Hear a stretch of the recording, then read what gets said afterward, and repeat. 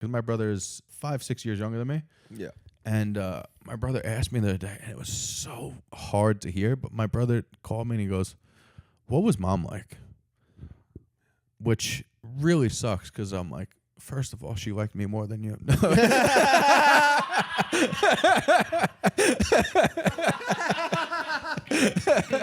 Family brings joy, it's childhood destroyed. Hey, it's Tammy's boy. Tammy's boy. Tammy's boy. Hey, it's Tammy's boy. Tammy's Boy Podcast is intended for entertainment purposes only. Jon Carden is not a licensed therapist. He is just a friend.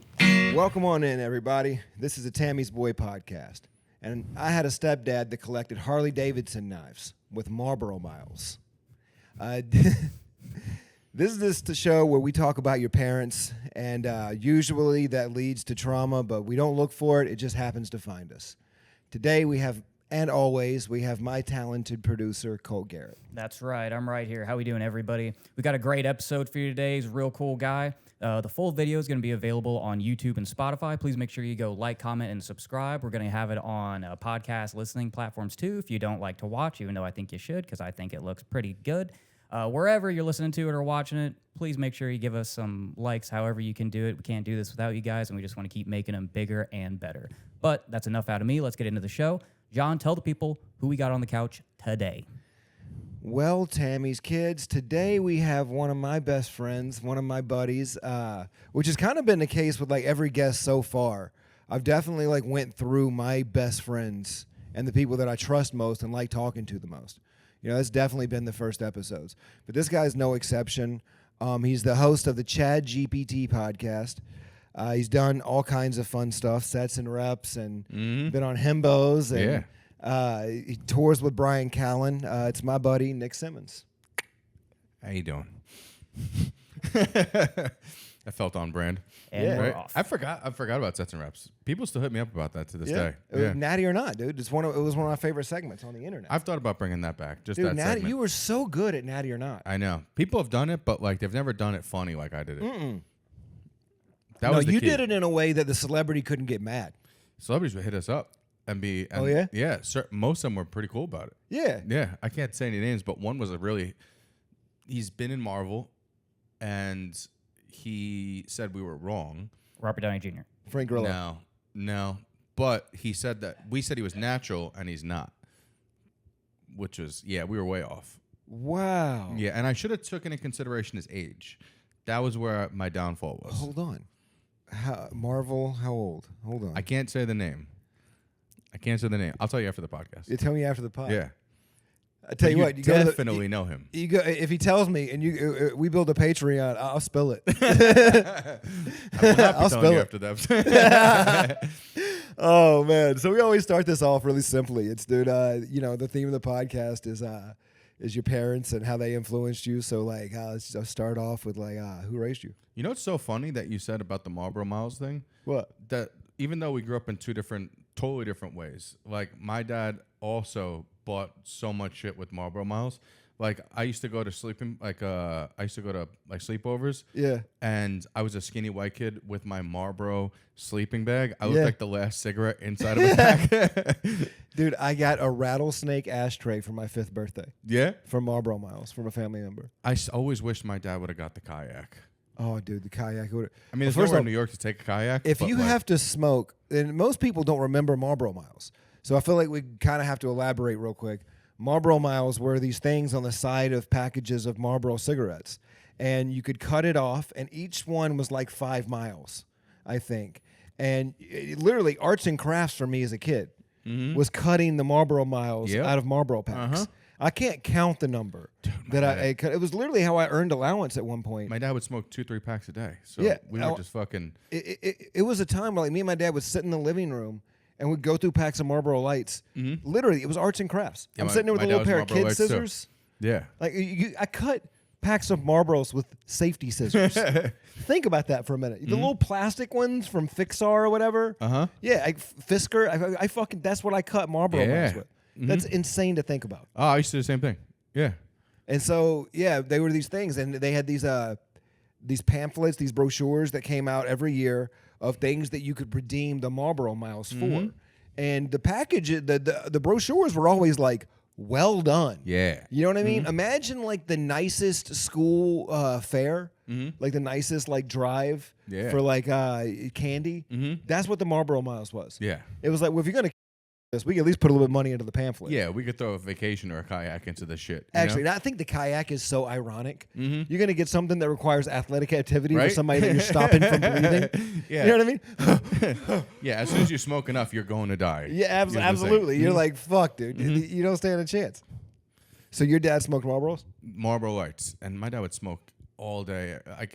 I still remember, like, I guess that's the level of restaurants we'd go to where there would be a smoking section. Always a smoking section. Yep. We'd Always a always smoking be in the section. smoking section. Yeah. Just fucking, I'm just eating my Chinese food just covered in fucking ashes and fucking smoke. Yep. I'd leave there smelling like I was at a poker game. Yeah, I remember Biscuitville growing up had a smoking section and a non-smoking section, and it was so funny because the non-smoking section was just in the middle of the restaurant, and the entire outside of the restaurant was a smoking section, literally just blowing smoke into the non-smoking section. What was the point of that shit? It was just guidelines and rules and laws that started to crack down, and then they were like, "Oh, nobody can smoke in restaurants." And dude, I mean, my dad died when I was 14, but I've never seen a man so upset in my life. Oh, the first yeah. time that a McDonald's told him he couldn't smoke. When you had in to it. go outside? Yeah, you got to go outside to smoke now, Yep. sir. And I mean, Yeah, they're like, okay, government tyranny. yeah, right. You'll never take my rights away. You also like learned a lot about your relationship with your parents at that point too, because I remember when that was happening. I was younger, but there would be times we go to a restaurant and they would have it split in half, and my mom and her boyfriend would go into the smoking section and be like, just chill out there. Yeah. Eat your dinner, like in the non-smoking section. I'm like, all right, well, we're going to learn solo survival, I guess. Yeah. I'm 5. Yeah, man. And we'd be at the Chinese buffet, and like my parents and their friends would just be smoking all night. Like, there's video, I was looking at like video of me and my mom when I was a baby, and my mom has me in one hand, Marlboro Light in the other hand, just fucking right in my face. I guess back then they didn't know how dangerous it was. Yeah, they had no idea. And it was, we talked about that the other day. There's so many things like lead paint. Yeah. Like lead paint used to be paint your baby's room with lead paint, and now it's like, oh, all those babies got cancer. Yeah. Yeah. It's also probably why like I had to work so hard to have stamina in wrestling, because I was basically a smoker. Yeah, I I didn't know. smoke cigarettes, but everybody around me, I basically was a smoker at that point. Literally, the first episode of the thing I did that led to this conversation was my mom smoked in the car with the windows rolled up. Yeah, my dad would do that too. Yeah, ash all out the time. window. Ash out Same the window. here. I mean, it's tiny crack. Tiny Yeah, crack. Once they stopped making the ashtrays in the car. Yep. That's when Dude, society I remember went when downhill. cars had a fucking cigarette lighter. And it was for cigarette lighting. Yeah, not for a USB. No, now it's for charging. Yeah. It used to be. Back then. Yeah, that used to be. Yep. I have my mom's she had a 2004 Cadillac DeVille, and that got handed down to me, and I still got it just as, piece. It's hard to get rid of that. Yeah. And it had the lighter in it. The lighter doesn't work anymore, but it has the ashtrays in every single door, and there's still, I used to smoke too, but there's still ashes in those ashtrays, Yeah? probably from my mom and whoever in there. Did your mom smoke too, or just your dad? She quit when I was young, but Okay. she smoked for a while. Yeah. Yeah. See, my mom quit for like 8 or 9 years. I think she quit when my brother was born, which is, I'm like, all right, well, that's fucked. You know what's so funny? Is he your younger brother? Yeah. That's hilarious. Not only that, but when he was born, not only did she quit smoking, but they decided to move away from the Bronx, which they're like, oh, we don't want them growing up here. I'm like, I've already been growing up here. What about me? Yeah. I'm like, what the fuck? They're like, all right, we fucked up on the first one. Yeah. We can just leave you here. You've Yeah. assimilated. And in all fairness, my brother turned out great, so Yeah. It worked yeah, out. your brother has a great life. he does. He was at the Coldplay con because my brother does the sound for Coldplay. Yeah. So he was, you called him about that, right? yeah, he was. It was the first time my dad got to see him at work. So my dad was at that same concert where. So I asked him, I was like, what'd you think? And they're like, we just saw them on. We didn't know what the fuck was going on, but they were watching that all that shit live. The Yeah. guy cheating on his wife. I was like, damn, That's crazy. that's a monumental moment. You just watch the whole family fall apart. Yeah. Was your mom and your dad your primary caregivers growing up? Yeah, we couldn't afford that. Yeah, I used to go with my mom to work, like all that shit. Yeah. Where'd she work? Well, she was a receptionist when I was young, and then she stopped for a little while, and then even when she got sick, she was still a receptionist when we moved upstate. But it was actually You're just sitting there next to her at her desk. well, Your little fucking Hulk arms. Just doing reps of the desk. Just it's so funny you say that because fucking grips with a stapler. no joke, fucking the people that she was the receptionist. She was like she did like the paperwork and all that stuff for this family that they did like what they worked at West Point whatever. Yeah. And they did like their business out of their house. It was like a real estate company, and they had a gym. So I was probably like 8 years old, like doing curls and fucking like actually working out already. I imagine you looking like Baby Tarzan as a kid. Do you remember I was Baby skinny. Tarzan? I was skinny. Do you remember that kid? From back in the day, Baby Hercules. Baby Hercules. Yeah. He was fucking yoked. Yeah, his parents were putting Anavar in his fucking milkshakes. Yeah, I'm pretty sure he got taken away from his family, and he's super normal now. Oh, really? Have you seen what he looks like now? No. Super normal. His name is Richard Sandak or something like that. Oh, wow. I'm Yeah. on it. Baby Hercules. Well, they talk about a parenting podcast. Let's break that the fuck Yeah. down real quick. That's a good guess. Look at this kid, natty or not. Yeah. Oh, yeah. Can you find Baby Hercules? Or Little Hercules, sorry. Little Yeah, that was Hercules. him. Yeah. This kid? Yeah. He was like famous as a kid. Yeah. Holy shit. That's him now with the long hair. This is him now? The one right here? Like, No. No, See, Bob, that was him the as a picture child. right underneath it, where he's like barely even in shape now. Like on the left? Oh, I gotcha. Yeah, that was him as a child. This is him now. Yeah, he does not Damn. want anything to do with being in shape now. He's like been there, done that. Yeah, No, I'm sure he probably does like general fitness, like, run every now and then or maybe. maybe, I mean, but like, super natty. yeah, as a kid, look. Yeah, his parents were putting steroids in his like milkshakes and actually gearing him up at 6 years old, which was crazy. Wow. He was so what was the jacked. point of that? I mean, were they For making publicity? they were making money off of it? I think they Yeah. might have owned a gym, didn't they? I think they were just like some Eastern European family that was just making their kid just a genetic freak. Yeah. Yeah. I mean, that's happened so many times. Like, do you remember Todd Marinovich, the Robo QB? No. Oh, buddy. Let's get into that real quick. This is different than we've done on every podcast, but I don't mind. What's his name? Todd? Todd Marinovich, Marin. Okay. Nope. All right. No, it's Marin. Vitch? Yeah. All right. How could they not find that? There we go, right there. So Sports Illustrated did an article. They did a whole documentary on him. But Sports Illustrated did an article about him. I don't think I've And- seen this guy before. It was pretty interesting. His dad, like, trained him to be a quarterback from, like, basically an infant. Started working with him, and I think he ended up passing away because he got really addicted to substances. Then, got off of them for a while. Then I think he got back on them.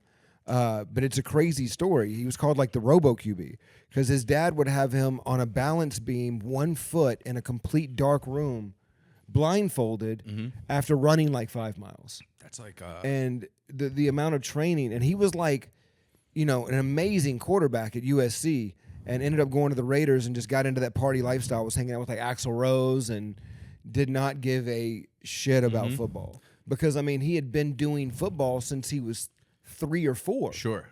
So like he hadn't partied at all, and that life looked fun. Yeah. Oh yeah. That's like Yoel Romero. Do you remember the UFC fighter Yoel Romero? I do remember Cuban. Yeah. and he was an absolute Well, he was like animal. born and raised in like this Cuban wrestling program from Yeah. from childhood. Like whatever the fuck they were giving him, they made him like they gave him like the super serum. Well, his bones were like thicker than Yeah. normal humans, right? Yeah, and his like neck fused in like a weird way. That's why he couldn't turn his head. yeah. Yeah, he was a fucking freak. Yeah, But- and he would knock people out, and like his Yeah. wrestling was also insane. Yeah, he just didn't really wrestle that much No. in UFC because his neck fused. Well, there's that one. I think he's a Cuban wrestler where he's won the gold, like I think in 3 or 4 different Olympics at a certain weight class, and I can't remember his name. But I think he had something similar done. Yeah, Yoel was just like this like crazy case of just like he was just such a great wrestler, and then over time, just because of injuries, he couldn't wrestle anymore. So, but he was just you weren't taking him down, and he was just such an athletic fucking machine. Yeah, Mijain Lopez? This guy? it might be. Yeah, that's the dude. He won the last Olympics. I think he's in his 40s. You ever seen the wrestler Alexander Karelin? Yeah, That's a fucking monster. that's a monster.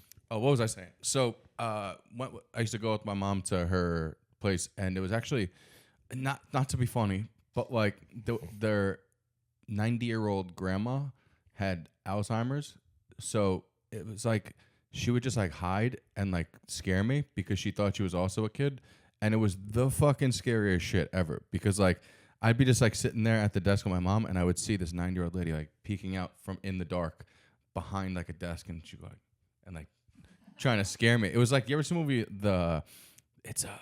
what's his name? The guy whose every movie ends. He made Sixth Sense. M. Night Shyamalan. Yeah, do you know the one where they go to visit the grandparents and it's like they have like creepy grandparents, and it's not actually them at the end of the movie? Visit or Visitor? Visitor, I haven't seen It was exactly like that, where it was like this old lady that it was like out of a horror movie. Like I would just see this old lady in the dark, just like looking, like hiding behind things and like making crazy face at me because she thought she was my age. And The Visit. Yeah, and it was the scariest shit ever. I don't love M. Night Shyamalan.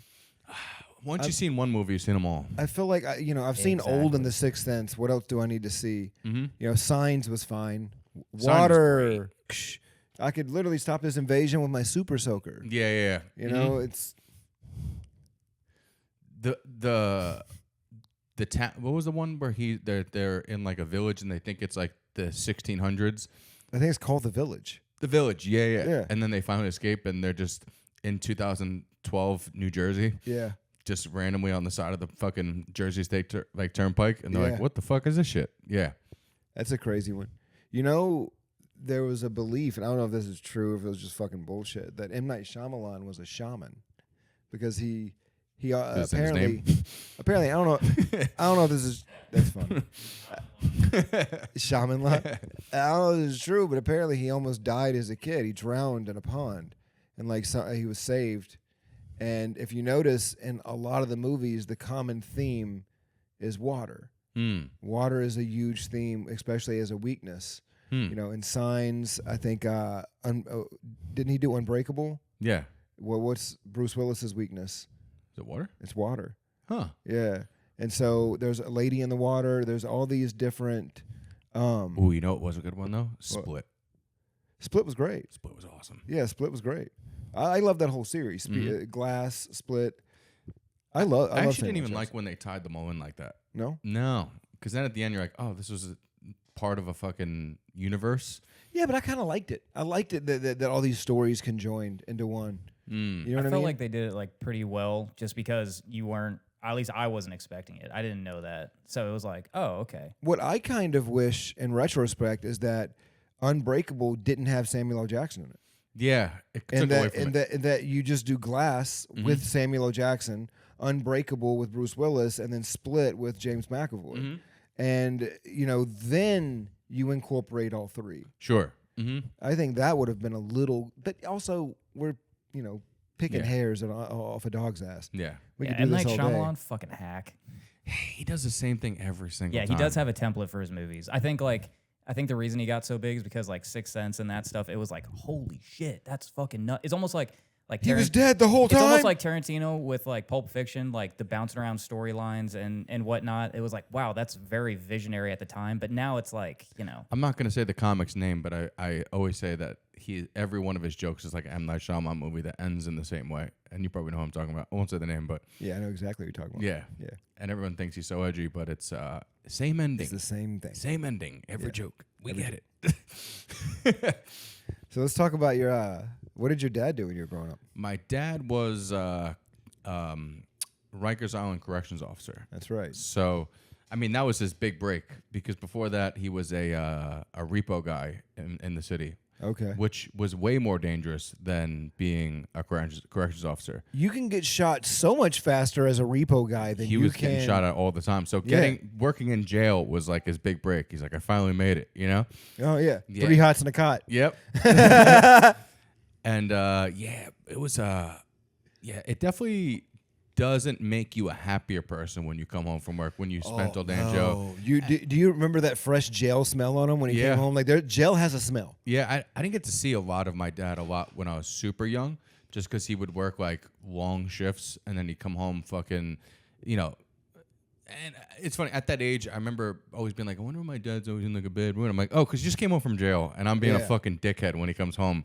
Like, he just dealt with prisoners, and now I'm being a fucking dick, and he's Yeah. pissed off, and I'm Yeah. not helping. And now that I'm an adult, if I had a kid, if I was a corrections officer and I came home and my kid's being a douchebag, totally understand. But as a kid, I was like, I don't know why he's always in such a bad mood. He's in jail.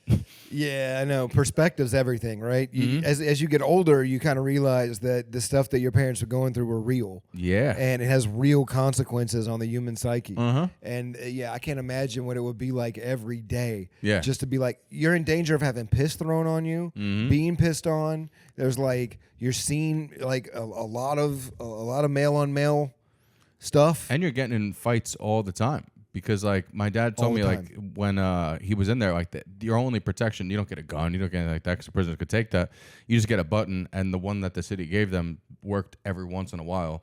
So you just have to be able to put your back against the wall and just fucking fight. Like, I remember my dad coming home one time with stitches in his knuckles, because he told me what happened later on in life. Basically, he was he was doing transportation, and him and his partner, they thought they cleared the bus out. And then my dad goes to go back on to lock the bus, and the guy crawls out from underneath the seat, and he goes, "It's just me and you in here, motherfucker." And my dad and him had to just fucking fight for their lives on the bus. And luckily, my dad almost got sued, and I guess I could say it, but my dad almost got sued because he hit the guy between the nose and the mouth and Split? Yeah, and my dad ripped his whole knuckles open because he got teeth. And like the guy's whole fucking face swelled up, but like you have to. That's like a job where you have to like fight. You have to be ready to fight to survive. Yeah. You know, because this guy's like, I'm not trying to go away to prison for the rest of my life. Yeah, you know? we don't give enough love to our correctional officers. No. I mean, granted, your beliefs on prison, whatever they may be, we should have it, we shouldn't have it. You know, I understand that. Mm-hmm. But we can all acknowledge that that job exists, and it's a tough-ass job. It's the worst.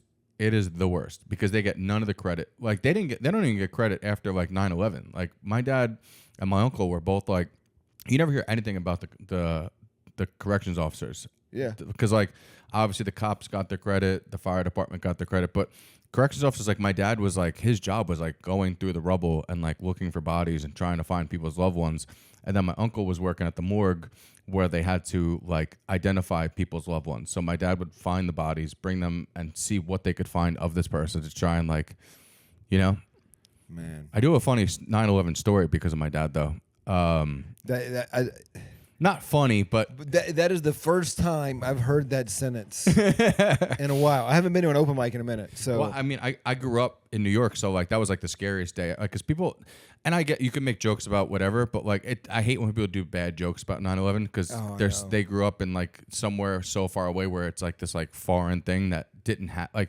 For me, that shit was scary. Like when if you were in New York and like when the first plane hit, like that shit was scary as fuck because we didn't know what was going on. And this is our city, like this is our state that this shit's happening in. And we didn't know we didn't know if we were about to get fucking nuked or whatever. And it was so funny. My dad's friend, who's a volunteer firefighter, was kicked down the door to my brother's classroom so he can get them out of class like a fucking like an action hero. hell yeah, dude.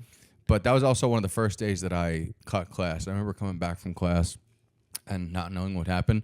And my friends were like, did you see what happened on TV? And I was at that age where like, you know where you would like lie when your friends saw a movie and you didn't yet? And my friends like, did you see what happened? And I was like, yeah, it's cool, right? I had no idea what happened. And then they showed me and I was like, oh no, I am never skipping another fucking class ever again. I look like a fucking fool. Dude, how old were you? 7th grade. So, It's the first time I ever skipped a class. I was remember eighth coming back grade. and 9/11 happened. I'm like, wow, I need to go to class. I never skipped a class ever again. I was 8th grade. But it was so fucking petrifying when like we were watching over and over on the television and it was scary as fuck because we didn't know what the fuck was happening. It was terrifying for us too. I was in North Carolina, like on North Carolina Virginia border, and it was terrifying for us. And we were, 10 hours from there. Yeah. But the thing about the East Coast is not that big compared to the West Coast. Sure. West Coast is much larger. Uh-huh. And much more spread out, and like East Coast, you feel like New York is like right there. Yeah. Because it's not that far in relative Yeah. in Well, geography. important for the story, John knows I have a joke where like I I got made fun of because I went to New York public school and because I have small teeth, like I got fucking roasted in school, so I never smiled in pictures. And so long story short, my dad would always give me shit about like not smiling and like my yearbook pictures would come back and just be like me, like closing my mouth. He's like, fucking open your mouth and you fucking smile. You look crazy. Because I used to look like, you ever seen those like pictures of like the first people who got a picture taken where they like didn't know what face to make? Like, Yeah, they would just like. yeah. Back when like a light bulb broke when you took a picture. Exactly. I was like, so my dad would give me shit for that. But long story short, after 9/11, my dad, he wanted to bring me and my brother and my mom down there to like, I don't know why, but to like see it. And like, it was the saddest shit ever. Cause like you're walking through like the Wall Street area and there's like signs up. Like if you've seen my dad, if you've seen my mom, like it was fucked up. Like I remember just it was like, I could never explain that feeling. It was like so sad that like people like were putting up, like you saw people putting up signs like, if you've seen my dad, like people saw it hope and it was fucked up. Did you have like an appreciation for your dad at the time for what he was doing? Yeah. Fuck yeah. My dad's my hero for that. Like he definitely, it was definitely had to fuck him up mentally, to be I couldn't imagine. like, You're pulling bodies out of because rubble. my grandpa helped build the trade centers, so that was like, Really? Yeah. My grandpa was in construction and like I think he did pipe fitting or something like that. So he Okay. was like doing the pipes inside. So like that was like that was something our family was proud of, Yeah. and like neighbors worked in the buildings and stuff like that. So it was fucked up. And so he wanted to bring us down there. So he got us literally, it was like a week after. And there was like still like smoke billowing from it. Like, and there was still fires all over the place. And he brought us as close as Barbara Bush was able to get, which was like literally close enough to like touch the rubble. Like I could have touched it. Was there still like ash in the air and? Yeah, it was fucked up. Yeah, it looked like a war zone. Like it looked like in Saving Private Ryan when like all like you remember after like the Paris scene, like where like that's what it looked like. Yeah, I know exactly what you're talking about. Yeah, and we ended up. My dad wanted me and my brother to take a picture right in front of like that, so it could be like something we could remember. And my dad goes to take the picture, and he goes, "All right, 1, 2," and like I remember just being like, "All right, this is such a big moment for my dad," and he gets so mad that I don't smile. And I smiled right when he said that. The one time I ever fucking smiled in a picture, and I smiled in front of the buildings on fire behind me. And there is a picture in my dad's house where it looks like I did 9/11. Like it's so fucked up.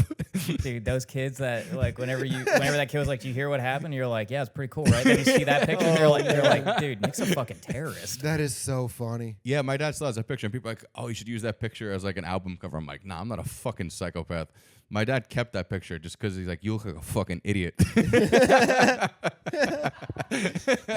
Because I'm just smiling with all this sadness behind me. And you can't get a second shot. That's No. that's one shot opportunity. Yep. You can't be the guy that's taking a photo op in Yeah, front of. there's already smoke behind me.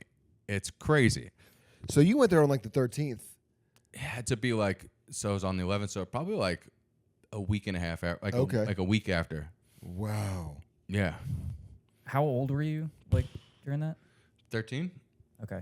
Yeah. Yeah, I was 14, and we were in North Carolina, and I remember going home to my my second or third step grandmother's beauty shop, and it was in the basement of her house, and I sat there on the floor in front of the what are they called? The things that go down on the head, the dryer thing, where they sit in it and they put it down. Oh, I know what you're talking about. Yeah, like at the salon. Yeah, she had some of those in her salon. Oh, yeah? And so I sat down like in front of those Did you and have watched hair?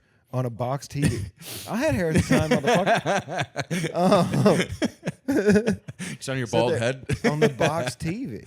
And then people were coming by the farm to get supplies because they were driving up north to go help with the aid. Yeah. And that was, the first time as a kid where I felt like, and I think it was the only time as a kid, any of us, where we felt like we were actually one country. Dude, I say this all the time. That was the last time we were, as a country, we were super patriotic. Absolutely. Like every neighborhood you'd go down, there was American flags. Yeah. Everybody had one up. Like And people were driving selling around. American flags and donating all of the money to the 9/11 memorial. Mhm. And so, or the 9/11 fund. And I remember, dude, just the amount of patriotism that came from that. Yeah. It was I still have overwhelming. like, We got a Toby Keith song from that. yeah. That's why I like at the same time, like I always say comics can make jokes about anything, but like when it's like some comic that grew up like somewhere in the Midwest that just makes a cheese dick 9/11 joke that's not funny, I'm like, if you're gonna make it funny, don't just like say it as just a punchline. You know what I mean? And some people see it as just like a punchline. And like I'm like one of the funniest jokes I ever heard when I first started was that open mic, and it was a 9/11 joke. And this guy quit comedy, and I wish he didn't because he still has my favorite joke to this day. Because like I even told my dad, and my dad, you cannot do a 9/11 joke in front of, like, my dad will not take that well at all. And I told him this joke, and he was like, "That's fucking pretty funny." Because like the joke is, and I wish I knew what this kid's name, but he stopped doing comedy. We were at open mic, and his joke was, he's like, "I don't know if you know this, the yellow Power Ranger died on September 10th, 2001. And as you can imagine, she didn't get a lot of news coverage." And he goes, "But what I like to imagine was Osama bin Laden was sitting in that cave like, now is our time to strike. The Power Rangers are weak." That's a great Which is joke. a great fucking joke. That's a great joke. And I'm like, oh, I wish he wouldn't have quit. But yeah, like I get annoyed by those jokes sometimes when it's like a shitty joke. If it's Yeah. a good joke, then that's fucking great. My dad was still alive during September 11th. Yeah? And yeah, I actually talked to him. My dad was a Vietnam vet, super patriotic, Army Ranger. Mm-hmm. And I remember talking to him on 9/11 after it happened. I called him that night, and I had never heard him that angry, Yeah. where he was just like viscerally angry. Mm-hmm. Like he's like, I'm packing up guns and I'm going to the fucking Middle East angry. Yeah. And I'm like, Dad, you walk with a cane. You know what I mean? Like, what are you gonna do? You're gonna walk a click and sit down for a smoke break? Yeah. You're not gonna just let the pros handle this Mhm. now.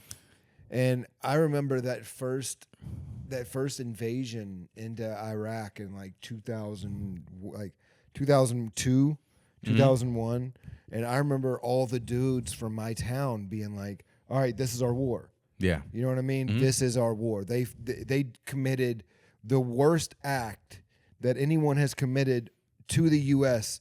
since basically the White House was burned down. Yeah. I don't know if it's the same where you were from, but it was the most surreal thing ever. Like just watching, like we all watched the news for like, It felt like a as movie. if it was like when you check in the refrigerator, like it's gonna change. Like we all just sat there Yeah. in front of the fucking TV. It felt like a movie. Yeah.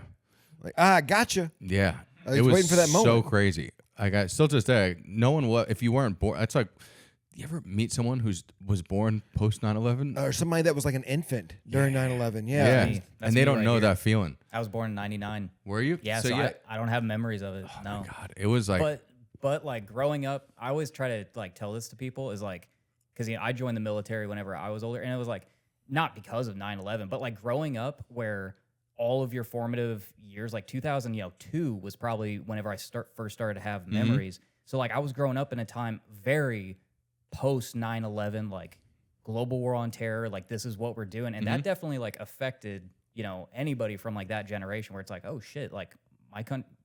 Your first memory is like, oh, our country's at war? Yeah. Okay. Yeah. That does something to like, a whole 100%. generation. that's why I give the generation born after us like such credit, because like they've been like our generation's been through a lot, but we also got to grow up in the 90s where that was like the last generation where fucking shit ruled. You know what I mean? Like Yeah. it was a fucking good time to grow up. The 90s. It was a good time to grow up. And I mean, I hate to be that. Them know like they're born post 9/11. Like they've never been able to just go on an airplane without TSA. And then after that, the stock market crashes. Then fucking pandemics, wars, and it's like no wonder why they're all fucking depressed. Yeah. I mean, it's crazy, man. My buddy, Mike Enders, he used to have this joke. He doesn't do comedy anymore. It's SAG. So I thought it was so funny. He goes, I don't sleep with a girl that was born before September 11th, 2001. He's like, I don't do it. I don't want to sleep with a woman that doesn't have the smell of an impending terrorist attack coming out Yeah. of her pussy. Dude. He goes, I need to know that she's scared of terror. Yeah. You know, that. Dude, that just gave me a fucking flashback to when I was a kid. Like we used to in New York, they like on like the daily like the like the regular news like that's like in your town. Yeah. Like it would say the weather, and then it would say on a level scale of what the likelihood of a terrorist attack. Like today it's gonna be 90 degrees. And I we're remember also that. in the orange of possible terrorist attack. Everyone have a remember good that. day. And you're like, Oh shit! Well, do you remember in 2016? But it was like part of the weather. Like it'd be like, there's gonna be rain today and possible terrorism, and you're like, oh fuck. I remember that. Yeah. Yeah, I remember that. Do you remember in 2016 when ISIS was popping off? Yeah. Trump was president. Or I think Trump was president, and ISIS was just popping the fuck off in the Middle East. They were coming on Arizona news channels and being like, "Hey, listen, Trump's doing a rally. This could be the largest collection of white people." They said that like that. Yeah, the largest collection of I think they said terrorist targets. Wow. And they definitely want to hit this place. Mm-hmm. And granted, this is a liberal news source saying this, so I thought that was so funny. Yeah. Where it's like, if y'all go here, y'all are probably going to get bombed, you know? And they were like, this is the biggest collection of white people. And like the week before, I had went to a John Mayer concert. And I was like... He's sick. He's good. I can't even make fun of you for that. That's good. It was a great concert. And I was like, wait, hold on. Biggest collection of white people? I'm like, listen, dude, come on. I just went to a John Mayer concert. If you want to get rid of the whites, okay, take them out mid My Body is a Wonderland. You're going to get 80% of the white people in the vicinity. It smells like fucking pumpkin spice in there. You know, like, come on, dude. Like, the Trump rally, you got Mexicans. Yeah. John Mayer, no Mexicans. No Mexicans. No. Just one black girl in a hat. Yep. Some black girl grew up in Colorado. Yeah. Yeah. I still have that... I know it's ridiculous, but like I still have that thing in me, just like because of that era. Like when people like the news, I know they're doing it just like as a scare tactic, but they'll be like I remember right before I left New York to move here, there was I forgot, it was one of those Israel protests, and it was right when things started getting heavy with Iran, and there was like warnings of possible terrorist attack and like. Even though I know that that's probably propaganda or something like that, there's still that part of me that just goes, all right, we're not going to go. Like I knew it was going to be in like downtown, and I'm like, I'm just going to stay uptown for this because there's like, even though I know there's probably no reason to worry, but because of that era, that does fuck with you. Yeah. Like, and it shouldn't because it usually never fucking happens. But like because of that, like you still have that like thing in the back of your head, like, oh, I don't want to be fucking there when someone starts shooting or whatever. Yeah, I mean the fear of mass shootings. I'm sure it's caused. There was one yesterday. I know in New York. Yeah, yep. At the NFL building by a former. I guess he was a football player. Yeah, do they know what his thing was? Basically, from what I understand, he was trying to attack NFL execs. Really? For downplaying the importance of like concussions and the effect on the human body that football has. Well, that didn't help. There's certain people who do things like that. Or he kind of proved a point. How so? You know what I mean? That CTE can make you unstable. Oh, did he have? Yeah. Did he play football? Yeah. Oh, okay. If he didn't play football, I was gonna be like, well. No, he was. Like, I don't think he was an NFL player, but he was a football player. All right, let's get back on track. What is the earliest memory you have of your mom and your dad? That's a good question. I feel like it was the one thing I could remember, and kind of feel bad, but like I remember teaching you how to make a protein shake.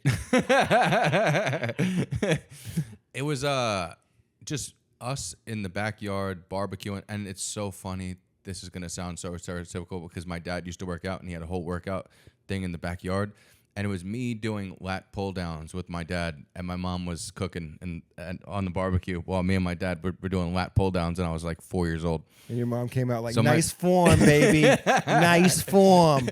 That's so crazy that I do remember that. It was like a rusty, shitty thing in the backyard, and me and my dad would like work out together. That was like, It was either that or like me and my dad used to, like, I had one of those Batman shaving kits that like, it was me and my dad, and my mom was like filming it, and like me shaving with my dad.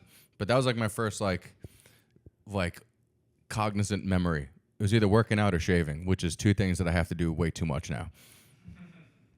But yeah, lat pull downs with my dad, and what about your mom? My first memory with her. Because she did a lot of like the raising, right? Like your dad was working. Yeah, I think it was just her getting me ready for school when I used to go to Catholic school. and just like Of course, you went to Catholic school. yeah, you had to. In that neighborhood, it was like you either went to public school, which was like ghetto, or like Catholic school, which is where all like the mafia people's kids went. Yeah. So you went to school with like the sons and granddaughters of mobsters. Yep. Like Sammy the Bull. Oh, he's from Brooklyn, but that type of people. Yeah. Okay, that's cool. The fact that you know that tells us everything we gotta know. Oh yeah, that's the thing about New York Italians is they know mob history. Like a lot of them, I'm pretty sure there's a lot of fucking people that know where Jimmy Hoffa is. Well, the mafia never really completely took over the Bronx because the Bronx is always considered the Wild West. Yeah, like that's where like they took over Brooklyn, Zulu Nation, and like there was just so many. And gangs. part of Queens, right? Yeah, I mean most of like Flushing and all that was taken over, but like the mafia was really mostly Brooklyn, Manhattan. Yeah, like parts of Queens, stuff like that. Parts of Staten Jersey. Island, Jersey. But like the Bronx has always been like the Wild West. Like no one's ever been able to take it over. Like even like they tried to gentrify South Bronx and call it Sobro, but that shit it's just never gonna happen. It's too crazy. Like the day that happens, I will be fucking shocked. They gentrified parts of Brooklyn. Almost all of Brooklyn. It's crazy. Almost. Like going to Bushwick now. Yeah, it's nice, dude. I remember being a kid and like the idea of going to Crown Heights, being from the Bronx, is just so far away. It might as well be another state. But like the idea of going there, like as a Italian kid or like, there's no business being over there. Like it was just the fucking hood. Like unless you were like looking for drugs far away for some weird reason, And then Eagle one day with his ex-girlfriend, he had to move her out of her place in over there, and he's like, "Oh, do you want to come with me? We're gonna go move her stuff out." And I was like, "What? No, I don't want to." I'm like, "Should I get like a gun?" And he's like, "Dude," he's like, "When's the last time you've been there?" And I was like, "I haven't. I would never go there." And he goes, "Dude, just come with me." And we get there, and it's like all white people, rainbow flags, and I'm like, "What the fuck happened to this place?" It was like, it looked like the Village in Manhattan, and I'm like, "Oh my god!" It's so crazy to see like. Even like my dad would talk to me about like because we weren't allowed to go to the city like when we were younger because like it was so dangerous. Like the Village, like my dad told me like when he would drive the corrections bus through the city, like it would be like the West Village was like bums, like East Village was bums, like over trash cans with fire, and they'd throw like fucking like the trash cans at the fucking buses. Oh wow! And like now you go there and it's all just like yuppie white people and like fucking fancy restaurants. It's like it's changed so much in just my lifetime alone, New York City. Yeah, it's completely different than it used to be. I remember going down Marcy Avenue, like back in the day, and it was terrifying. Still not great. I mean, it's way better than it was. Yeah, I've never even been there. I have no business being there. Yeah, it's way better than it was. I mean, but I when I go to New York, a lot of the times I stay in Harlem. Do you? Yeah, I There's stay parts on of like Harlem that have 125th Amsterdam, around that area, and like, you're right next to Columbia Law School and the Apollo. It's not. It's not great, but it's not as bad as it used to be. No, it's fine. No, like there's certain parts of it that are like The Walking Dead at nighttime. Yeah. It's a lot more immigrants than you think than than black people. Everybody's like Harlem's black. No, it's actually like pretty brown now. It's, and the Bronx. I tell people this all the time. If you want to know like what immigrants are coming into this country, go to the Bronx, and you go to the public schools in the Bronx. Like my aunt could tell you who's what. She works at a public school. She's a teacher in South Bronx, and she could tell you what immigrants are mostly come to this country before the fucking news can. Because like, I remember when like it was Bangladesh people coming here, and I remember not even know what a Bangladesh person was. But then she's like, "Oh, that's who's coming in now." And it's like that's why people in Manhattan are always like they don't see what immigration looks like. It's because like that's always in the outer boroughs. A lot of Ukrainians lately. Yeah, over the past couple of years, a lot of Ukrainian. Interesting. I wonder why. Yeah. I don't know what could have done it. No idea. I mean, it's very Middle Eastern. I can't put my finger on that one. my old neighborhood used to be like very Italian, and now it's mostly Arab. Like you go there, what used to be like Italian delis with like sausage hanging from the windows is now just like a dead lamb with no skin on it. And you're like, ugh, okay, this neighborhood changed a little bit. I guess I'll take a gyro. They're great people, and the food is phenomenal. But it's just weird seeing your neighborhood change. You know what I mean? Yeah. And some people get pissed off about it. I'm like, it is just what happens in New York. It's just your neighborhood starts off one thing and turns into something else. because like, but it was just weird to see like my neighborhood used to be like all like Italians sitting in the front of their fucking restaurants and pizzerias, and now it's like it's walking on the street and it's all like it was like mostly girls in burqas, and I was like, that's interesting, very interesting, nice eyes, very interesting. Spring burqa. Still hairy people. Yeah, that's true. Yeah, that hasn't changed. A lot of back hair still on the men and women.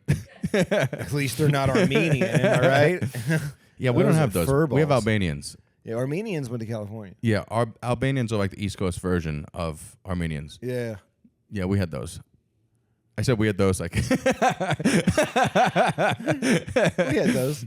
they're We great. picked those up at the supermarket. They're great. Skipe. Where are we going? What's your favorite memory with your dad?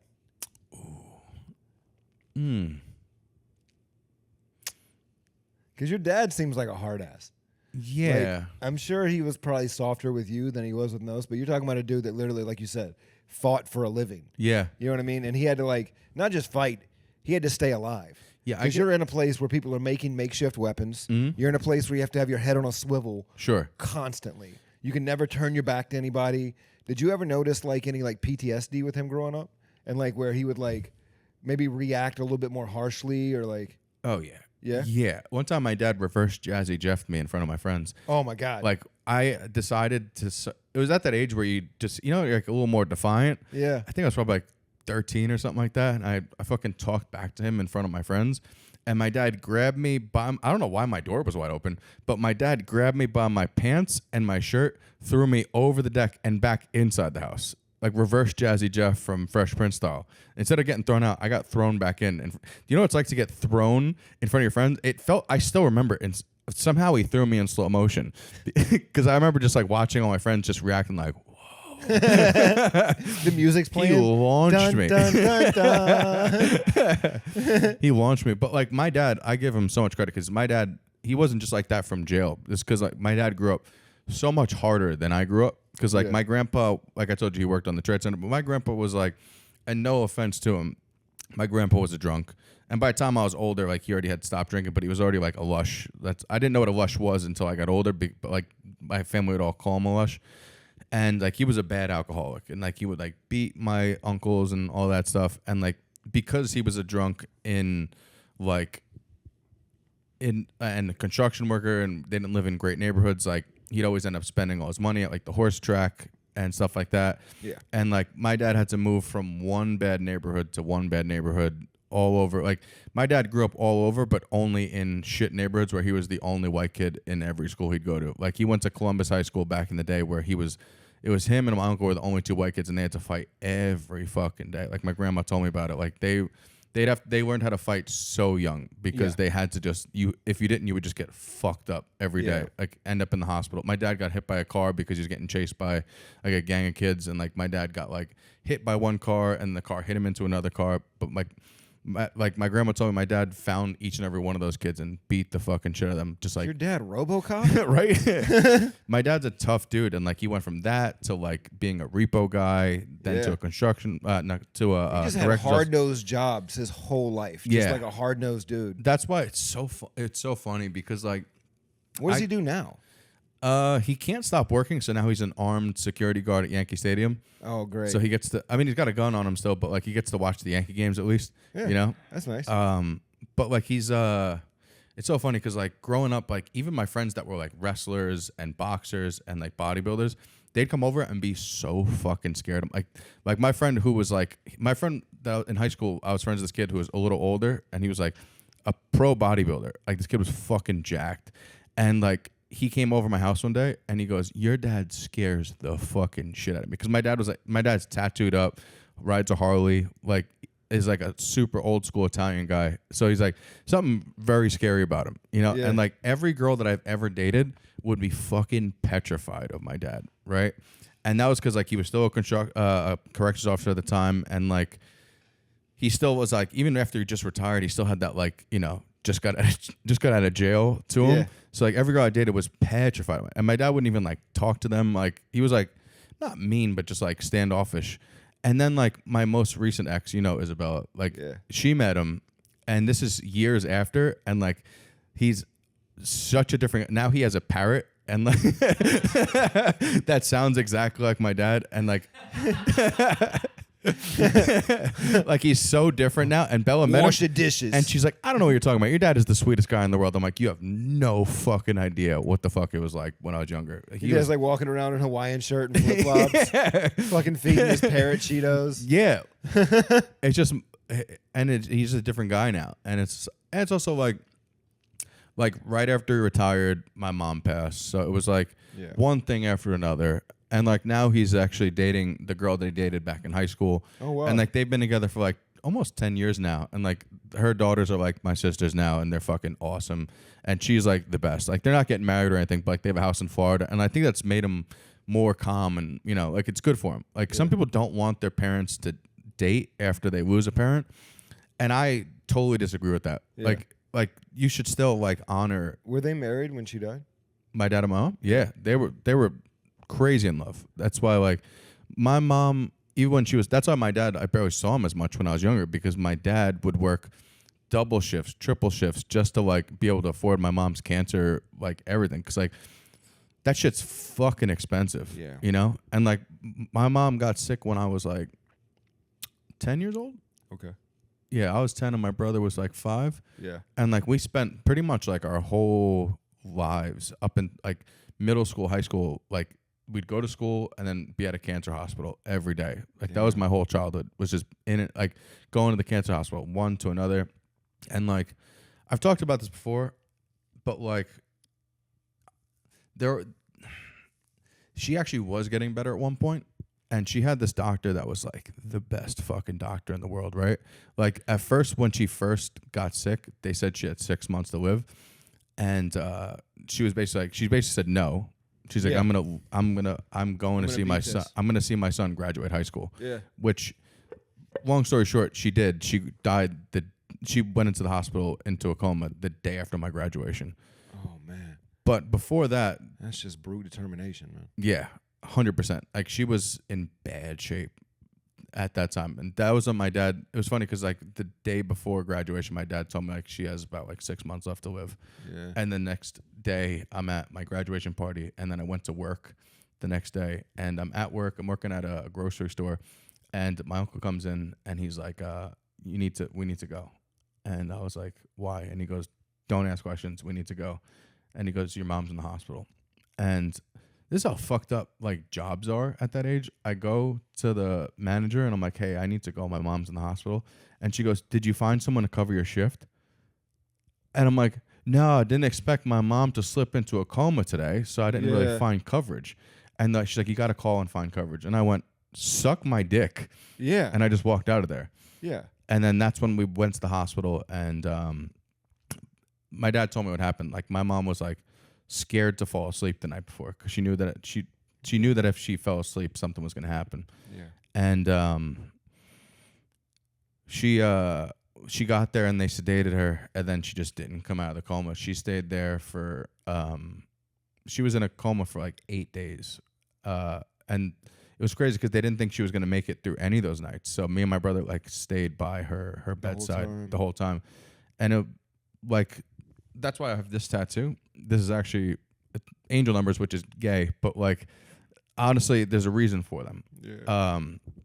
So the last day, like my mom actually like stayed alive the whole time, enough for my whole family who was coming to visit to say goodbye to everybody. She was in a coma, so they say you can't hear anything when you're in a coma, but the fact that she stayed alive until everybody had come already. And my grandma, my dad, at one point, because me and my brother weren't really eating because we just wanted to be just next to her. Like we were just cuddling up next to her, and my brother was so young. And at one point, my grandma was like, "You have to go get food. Just go to the cafeteria downstairs. You have to get something to eat." So me and him go downstairs, and we're eating. It just didn't feel right just being away from her. You know, I just wanted to be with my mom. And he was like, let's just go back upstairs. And I'm like, okay. So we go back, and the elevators get stuck. And mind you, my wrestling weight was 171. And that was like my screen name ended in 171 like that. And the elevators broke down on elevators doors 17 on the floors 1, 7, and 1.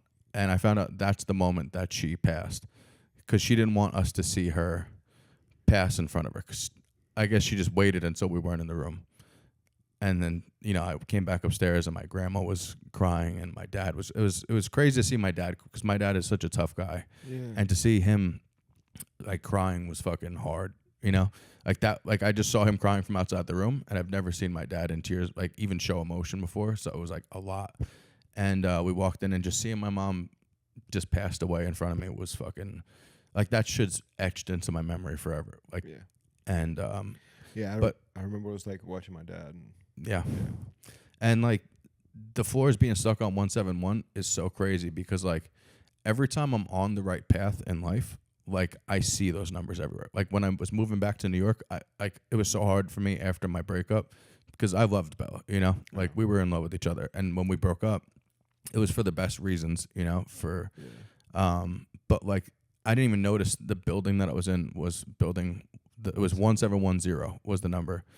And like I see that number everywhere, so that's why I got it at Skankfest tattooed in Roman numerals on me, just to remind myself to like always stay on the right path.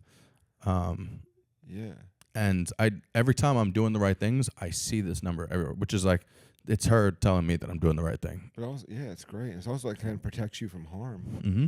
Yeah, like because the elevator stopping like that, that's absolutely insane. Mm-hmm. And like I was talking about before, like when she first got sick, the doctor somehow she had a puncture in her lung when she first got it, and they didn't think her lungs started filling up with fluid, and like she was in and out, like they didn't think she was gonna make it through the day when it first happened. And then this new doctor came in and figured something out, and to this day I don't know what he did, right? And this story bothers me so much because he was not only did he fix that issue, but he got my mom, the cancer was gone at one point. Like she was in remission. And this guy, I don't know what he did, but he was a fucking saint. Like this guy was the best. And like my mom was lucky because like her best friend was someone who she worked for, and she was this rich lady in Manhattan that was like helping so we could, so she can get the best care. And this guy was such a good doctor, and he'd come in and like he'd like talk to us and like make us feel better and stuff like that. And this guy, mind you, has never taken a day off of work ever, never taken a vacation ever. And his wife finally convinced him to take a vacation. So this guy, my mom's starting to feel better, and like she's feeling good, like. And it was so funny because like that was when the song Creed with Arms Wide Open came out, and like when that was happening, like she took that. I can't listen to that song to this day. It'll make me cry like crazy because like she took that as a sign, like take everything with arms wide open. Everything's gonna be okay. And like we were all so happy because like he was somehow curing this whole thing. And he ended up going on vacation, and he went to the Newark airport, and they stayed at the hotel near the airport overnight. And I guess some guy was scoping them out and saw the doctor's license plate and watched him. And while the wife went back inside, he was just getting the car, and this guy ran up on them with a gun, and he's like, "Give me everything." And he had nothing on him, and he ended up fucking shooting him. He killed your mom's doctor? Right in the head. Yeah. And then after that guy got locked up. And like to this day, I want to like write him a letter. Like I've never been able to forgive this guy. Did he go to Rikers? I don't know where he is, but he keeps on trying to appeal his case, and I keep an eye on it. Yeah. And he's just some guy who's like trying to get out of. He didn't kill one person. He killed a lot of people with that. He killed hundreds of people. Yeah, that I feel bad for their family, and like I remember when my mom's. Then she started getting sick again, and like the new doctor was just like, I'm not seeing what this guy was seeing. Like whatever he was doing that was like giving her hope and morale, just like he didn't see whatever it was. And my mom started losing morale and started getting sick again. And then it was just a cycle of just being in and out of hospitals for the rest of my life, the rest of her life. And it was just like, damn. I still look back to that day like, if that guy wouldn't have done that, I could still have my mom right now. Yeah. Like, I don't know where I'd be in life. I don't know what would have happened. But like, the fact that he keeps on trying to get out of prison, he keeps on trying to appeal the case, I'm like, just fucking take what you deserve. Yeah. You know what I mean? You cold-blooded murdered a lifesaver. Yeah. Yeah, and I feel bad for that family and every other family that probably lost a loved one because Dude, that's people don't realize the effect that you could have. Like in that one moment of just like trying to like rob somebody, yeah. like he just affected the lives of who knows how many people. For $100 in a fix. Yeah, Yeah. That's. And if he would have given the doctor a minute, probably could have wrote him a pretty good script. yeah, right. I mean, Yeah. Yeah. Yeah. And like, yeah, to this day, like, not that I blame that guy, but like, you know, I do keep an eye on him. I will say that. It's pretty hard not to put some blame on that. Yeah. Mm-hmm. And that it wasn't until I got older that like my dad told me about that because like, I don't know, I guess he didn't want me thinking about it as a kid, but like, so I remember I was asking him like, didn't mom get better? And he's like, yeah, she was doing really good at one point. And that doctor got murdered. And I looked it up in the paper and saw all like the clippings from it and stuff like that. And I'm like, damn. I'm like, I could still have my mom to this day if it wasn't for that. Or who knows? Who knows what would happen? But like, it's something like that like you realize that like one thing that you do, even if it's not on a small scale, just like something you do to someone could have an effect on so many more things. And there's such a domino effect of some things, you know? Yeah. And you and your dad are super close now? For a while we weren't. After she passed, I definitely wasn't the best kid afterwards. Like that's when I started like experimenting with drugs and stuff like that. And Started seeing Jersey Shore castings. that did happen later on. Yeah. I'm not joking about that. That's a real thing. Yeah. Which one? Colt's over there laughing like, wouldn't that be funny? And I'm like, well, buddy, That's a real story. that's a true story. That's a different pod. Patreon. But yeah, me and him were just like fighting like cats and dogs then, and then just like I think I was like 18 when I got kicked out of the house just because like my dad tried so hard and he's like, you could either go in the military or you could get out of my house. Yeah. And I was not going into the military. So it's just pretty much it was just me and my car for a while, like just living out of my Jeep Liberty.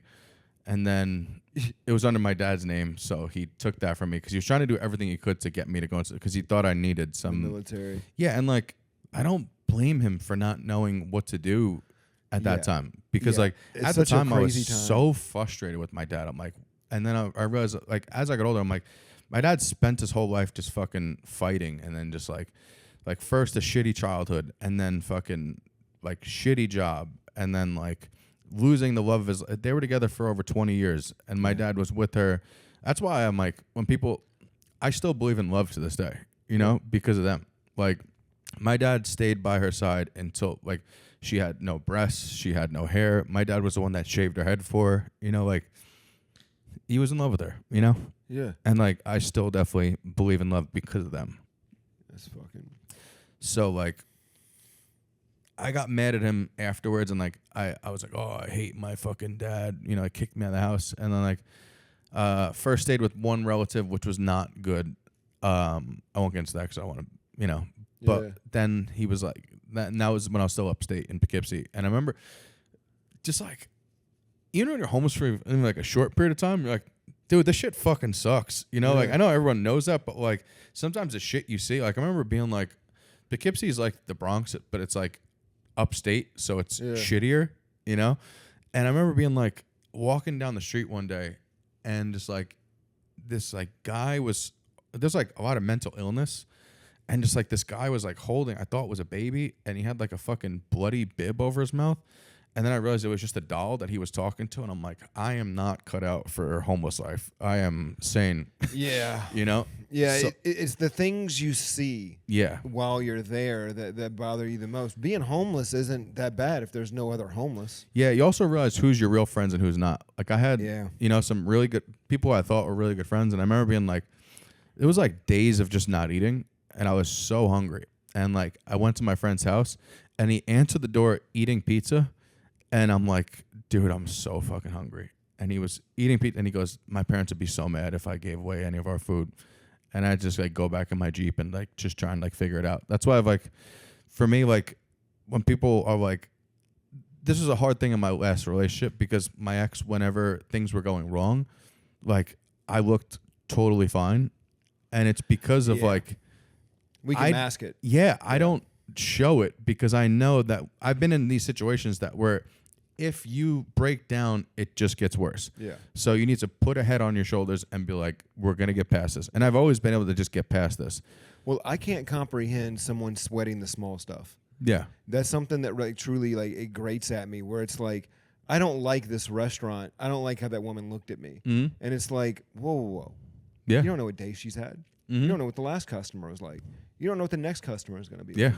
You have no idea if, the water broke in her apartment this morning. Mm-hmm. You don't know if her dog died. Yeah. You have no idea what that person has gone through. Mm-hmm.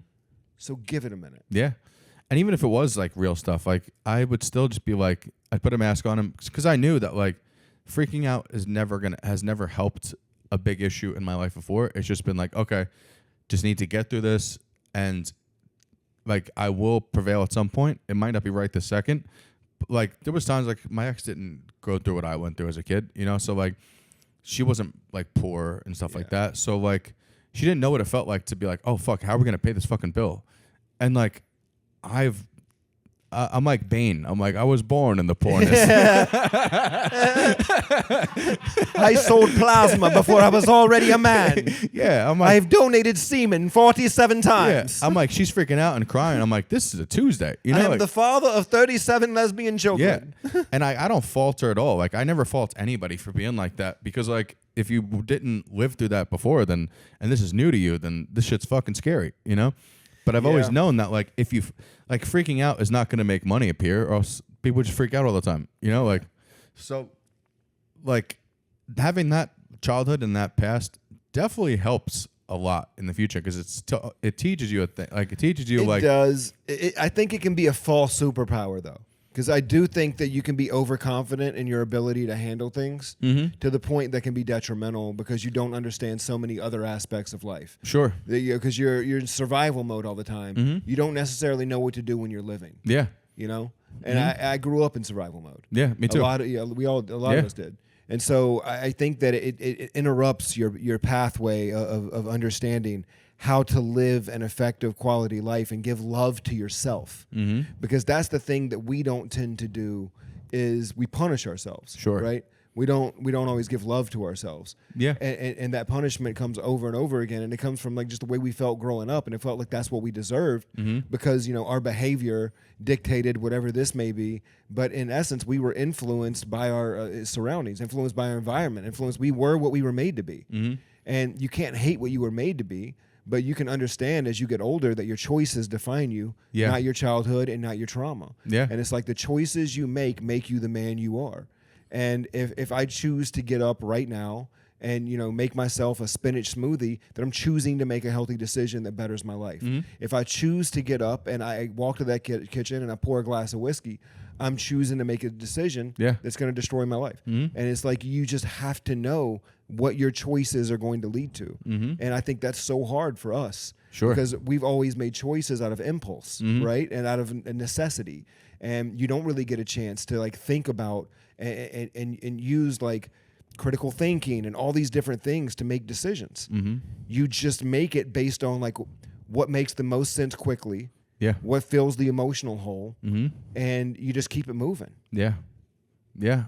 And also, even some things that aren't trauma have shaped me that way, too. Like, I wrestled from when I was a little kid to when I was older. And, like, that whole mindset is just keep your head down, grind. And if you just grind, things get better. Like, I was starving myself by 7th grade. So, like all my friends are eating around me, and I'm just starving myself as a fucking 12-year-old up until, senior year. That's why I didn't wrestle in college, because I'm like, I'm done with this fucking life, especially because, not for nothing, there is no pro wrestling. It's the only sport where at the professional level, it's a guy named The Undertaker in his underwear. It's not even a respected sport. But you like, do it real until it's pro. Yeah. Yeah. And I was just like, like I've starved myself through school, given myself like real eating disorders and stuff like that. And like, it just, in my head, I'm like, that makes me tough, so I'm like, it's just like everything around me just made me like that. That's why, like, when you're in a relationship, when like things aren't going good, like you're fucking chilling, you know? Yeah. And then the person you're with thinks that you don't give a shit, I know. which is And you're like, no, you just don't understand. I give a lot of shit. I'm just comfortable here. Yeah. I've Yeah. been here. Yeah. Yeah. I'm sure you've been the same way where you're like, when you're with someone because usually you probably try and not date someone who's been through what you've gone through. I try, yeah, but I end up, Yeah. I end up with, people that have gone through serious amounts of trauma in some way or another. It happens. Well, I feel like everyone has trauma. That's like a misconception. Like, and even like people who because just living in New York, I've met people who are billionaires' kids, and it's like their trauma is something so different, like having a parent that doesn't even fucking know who the fuck they are or anything about them, and they've never. It's also because for us, right? It's so easy to just be like, I have a goal in mind. Like, we want to make it in comedy. We want to make it, and it's like we have that drive. And if you've never had to work for anything, those people, like, I don't know any of them that aren't drug addicts or like, it's so rare because I love the fact that I have drive because of everything I've gone through. Like, I love working for it. Like, it excites me to get up every morning and be like, have something to fucking strive for. Like, that's why, like, part of me is like, I wonder if I'll be funny if I fully make it, because I'm like, this is the thing that drives, like, when my back's against the walls when I write my best shit, Me too. Yeah. I'll come up with it in a moment. And it's like that's a fear, another fear. I'm like, not that I'm scared to make it, but I'm also scared of like what happens when I do. I'm like, am I still going to be funny? Yeah. That's something that goes through my head because I've seen these people that have nothing pushing them and there's no drive there. And they're not creative. Yeah. Like, you get real creative when you have nothing. That's true. Necessity is the mother of invention. My childhood, like the imagination that I had was unreal. That's when you said one of my first memories of my dad and one of my best memories of my dad. When I really think about it, it's when I was, my dad is very good at drawing. My dad is very artistic, which is, you would have never expected that of him. Like, he started off with pinstriping and then drawing, and like me and my dad would draw. Like, my dad was amazing at drawing like Marvel characters and stuff like that. That's what got me super into Marvel as a kid. And like, we'd collect comic books together and stuff like that. And like, he still has a box of all the old comic books. That's cool. Like, he'd give me one that I could fuck up and then one to collect. Yeah. And like, my dad would, like, I wouldn't see my dad all the time, but sometimes he would like draw a picture of Spider-Man and be like, have a good day at school today. And that's like something that sticks in my memory, like going to school and That's just like awesome, seeing a picture man. of like Spider-Man just going like, have a good day, And it was cool as shit. It was like, That's it such didn't a cost sweet, anything, but it yeah, was it's such like, a sweet thing. I told my dad, I'm like, I still remember that to this day. And that was like the thing that made the most of me in my childhood. That's one of the kindest. Yeah, it's cool, man. Like, on his way to work, he would like just draw like a Marvel character and just be like, love you, have a good day. And like, because he didn't want me, because like he knew that I was like, because he's such a tough guy that he wouldn't even like, sometimes wouldn't want to say I love you in public and stuff like that. So we would do like the sign language, which was like going like this. Yeah. And it was so funny because I went to Catholic school. I remember one of my first days in school, my dad dropped me off. So he drops me off and I'm walking into the church. And because I didn't want to like say I love you to my dad, I was in front of the church and I went like this. Like it looked like I was doing devil hunt? Yeah. Hail Satan. Yeah. But it was just me saying I love you to my dad. That's You got a great, lot of man. moments of doing stuff like not in the right places. That's most of my comedy. Yeah. That's not even a joke. That's real. Yeah. Yeah. Mhm. One piece of parent advice to give to any parent out there based on your childhood. What do you think it would be? The small things really matter.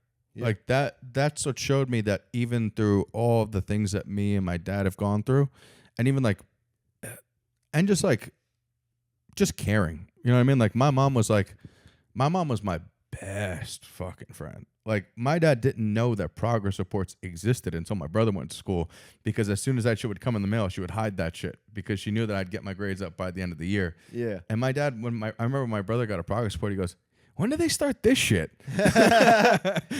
He's a slow starter. he builds up steam throughout the year. You got to give him a shot. But what was super important to me was my mom, just like, I felt like I could trust her with anything. And just like being a friend to me. Like, she was a great parent, but also like I felt comfortable talking to my mom about anything. And it's good to have that in a parent. It's Yeah. really good to have that in a parent. I couldn't tell my mom shit. I mean, nothing, dude. No? There's nothing I could tell my mom. My mom told shit I didn't want her to tell. You know what I mean? Like Really? that I didn't even tell her. Yeah? And so, I mean, it was just, she had a mouth, dude. Yeah? She would tell everybody everything. Yeah? Yeah. But your mom was a vault. She was a steel trap. Yeah. Yeah, and that was one of the things that like I noticed about my mom. My mom was that person for everybody. Like, my mom, like, even when she was at her sickest, you would not know. Because Yeah. like she would be the first person, like if someone was like, "Oh, how you feeling?" She'd be like, "No, how are you doing?" Like, How are you doing? yeah, like she was like a best friend to my cousin ended up becoming a nurse because of her, and like it was crazy. Like it was actually at the time she was passing, she got a job in that hospital and she was on that floor, which was such a hard way to start becoming a nurse in an ER, you know. But I remember one of the things that stuck out to me at my mom's funeral was like there was this group of ladies on the line, and they're like, "It's so nice to meet you. Like your mom meant so much to us," and I was like, I never seen you before, so like, who are you? Yeah. You know, it was one of those things. And apparently, my mom was on a message board on AOL back in the day for breast cancer, people going through breast cancer, and they all of them said that my mom helped them get through all of it emotionally. Like she was a huge person on this board that would like help out everybody. Like she would like take the time to talk to everybody and like help them get through it and talk about their times. So like. It was these people from all over the country. Even when she was going through some of the hardest Yeah, things. they didn't know she was still sick. She was still there taking care Yeah, of they her. didn't know she was still sick. And they're like, you have no idea how much your mom talking to me helped get me through chemo or helped get through radiation. And we didn't even know she was still even sick at that point because like she was always there for us. And it was like just random people all over the country. Dude, what an amazing thing to hear about your mother. Yeah. What a And- great way for her to be honored, man. That's, yeah. And like I ended up finding that message board and I printed out like all the things on it. It was just so cool to just like read through it and just like, you know, like what's your inspiration? It's like my boys are my inspiration to get through this. And fucked up thing the other day that was really sad to me was because my brother is 5-6 years younger than me. Yeah. And my brother asked me the other day, and it was so hard to hear, but my brother called me and he goes, "What was mom like?" Which really sucks because I'm like, first of all, she liked me more than you.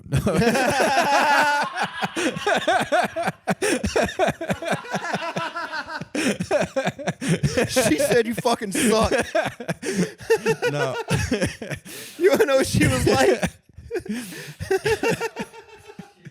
No, but like I had to explain to him how fucking dope my mom was. Like my mom was like, she was like cool as shit, and she was tough. My mom grew up in like Parkchester, which is like the hood part of the Bronx, and like she still had that in her. Like I remember one time we were at Subway, and there was these two girls. And if I'm running too long, I'm sorry.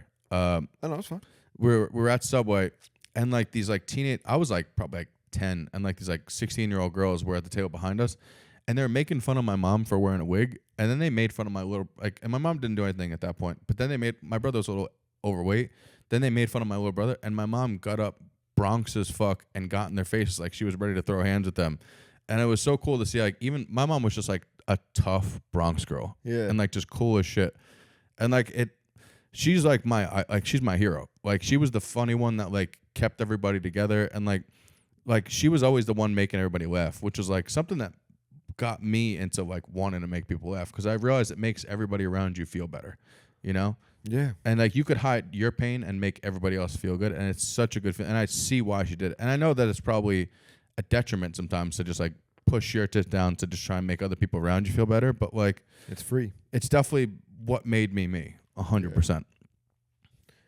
Well, dude, this has been one hell of an episode. It's been great. Yeah, dude. Thank you so much for coming on. Thanks for having me, man. Yeah, I appreciate you, man. Appreciate you for sharing all that. You know I love you. Love you too, bro. I love the shit out of you, man. Yeah. And Tammy's kids out there that like this podcast, thank you guys so much for tuning into this one. What do you have coming up, brother? Going with I'm touring with Callan now, so on his website you could see it. But we're going to go to San Diego next. I think it's August 22nd. If you guys go to briancallan.com, because I'm going to be touring with them for a while now. Okay. At least till the end of the year. Yeah. briancallan.com if you want to find Nick Simmons. Thank you guys so much for tuning in. This has been Tammy's Boy. I've been John. Did your family bring